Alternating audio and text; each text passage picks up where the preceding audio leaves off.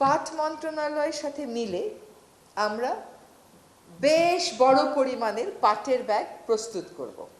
এই পাটের ব্যাগটা আমরা সাপ্লাই দেব সাবসিডাইজড প্রাইসে, যাতে করে 40 টাকা দিয়ে একটা পাটের ব্যাগ কিনতে যে ক্রেতা যখন চিন্তা করে সেই চিন্তা থেকে সে সরে আসতে পারে। নিয়ে গেলে এতটুকুন একটা পানির বোতল আপনাকে দেয়, যেটা আমি ভাবছি যে এটার উপর একটা নিষেধাজ্ঞা দেওয়া উচিত। বড় পানির বোতল চলুক, সেখান থেকে মানুষ তার প্রয়োজন মতন ঢেলে নেবে। তা সবসময় অনেক বড় জনসমাবেশে হয়তো আমরা বিকল্প ব্যবস্থা নাও করতে পারি, কিন্তু এতটুকুন 250 আর 500 গ্রামের যে বোতলগুলো দেয় ওগুলো খুলে একটু করে নেন, অর্ধেকটা পানি ফেলে রেখে আধা খোলা বোতল রেখে দিয়ে চলে আসেন। যেটুকুন পানি নেন ওটুকুন হয়তো ওটুকুন খেলেন বা খেলেন না, বা খুলে এক চুমুক খেয়ে বাকিটা খেলেন না।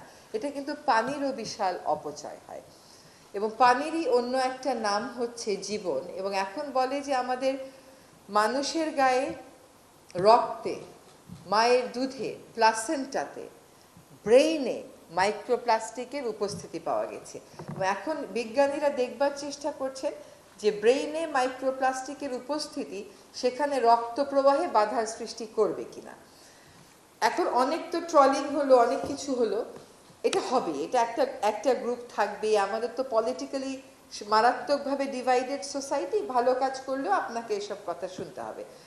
এখন কথা হচ্ছে যে কেন সব কিছু বাদ দিয়ে পলিথিন? এটা অবশ্যই একটা গুরুত্বপূর্ণ বিষয়, এবং এটা যখন আপনার রক্তে ঢুকে যায়, আপনার লিভারে পাওয়া যায়, আপনার ব্রেইনে পাওয়া যায়, নবজাতকের যে দুধ সে খাবে, মায়ের দুধ যেটাকে সবচেয়ে নিরাপদ ভাবা হতো, সেখানে পাওয়া যায়, তখন এটাকে গুরুত্বপূর্ণ মনে না করার তো কোনো কারণ নেই। আমি প্রথমে ধন্যবাদ জানাই যে আমাদের এই নিষেধাজ্ঞাটা বাস্তবায়নে বাংলাদেশের সুপার মার্কেটগুলো একটা অনেক বড় ভূমিকা রেখেছে। তারা সরকারের এই উদ্যোগকে সাধুবাদ জানিয়েছে। আমি আশা করি যে তাদের পাশাপাশি প্রাণ কোম্পানির মতন কোম্পানিগুলো শুধুমাত্র এরকম প্রোগ্রাম স্পন্সর করেই তাদের দায়িত্ব সীমাবদ্ধ রাখবে না।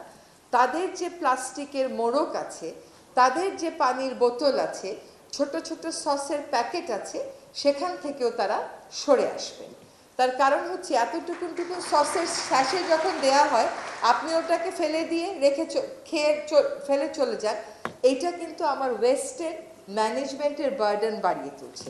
তার বিপরীতে যদি আপনি বড় প্লাস্টিক সসের বোতলে টেবিলে সার্ভ করেন, আমরা যখন ছোটবেলা চাইনিজে যেতাম তাই তো আমাদেরকে দিত, বা একটা বাটিতে ঢেলে দিত, তাইলে কিন্তু আমার এই ছোট ছোট স্যাশেগুলোর আর প্রয়োজন পড়ে না।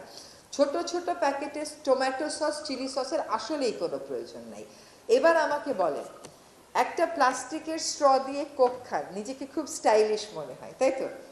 এটা একটা স্টাইল। প্লাস্টিকের স্ট্র 100 বছরে যাবে পৃথিবী থেকে? যাবে না তো। ওইটা নদীতে পড়ে ভাঙবে, ভেঙে মাছ খাবে, মাছের থেকে আপনি খাবেন, আপনার থেকে আপনার বাচ্চা খাবে। এই স্টাইলের তো প্রয়োজন নাই কোনো।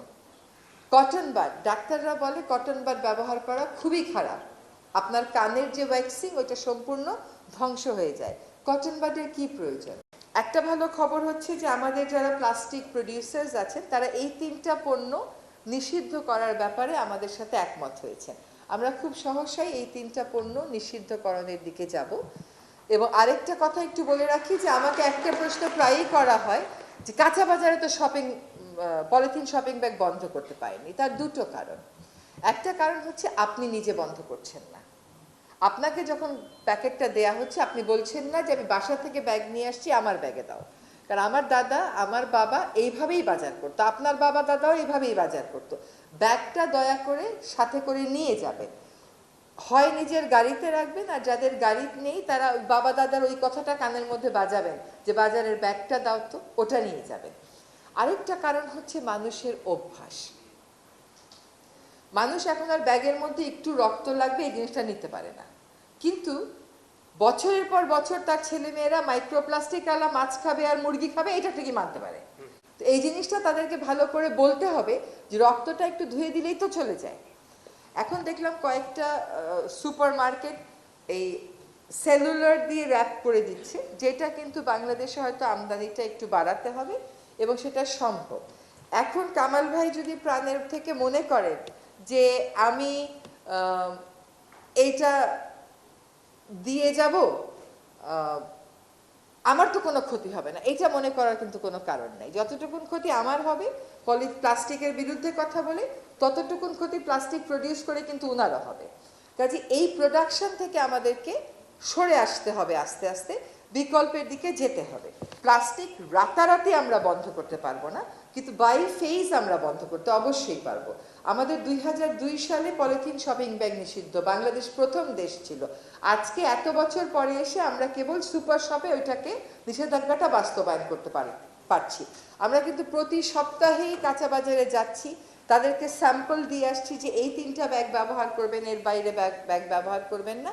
এখন একটা সুখবর দিই, পাট মন্ত্রণালয়ের সাথে মিলে আমরা বেশ বড় পরিমাণের পাটের ব্যাগ প্রস্তুত করব।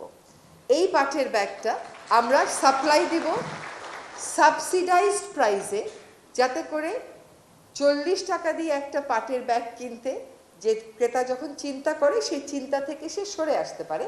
আমরা সত্যিকার অর্থেই সাবসিডাইজ রেটে একটা সাপ্লাই দিতে পারি।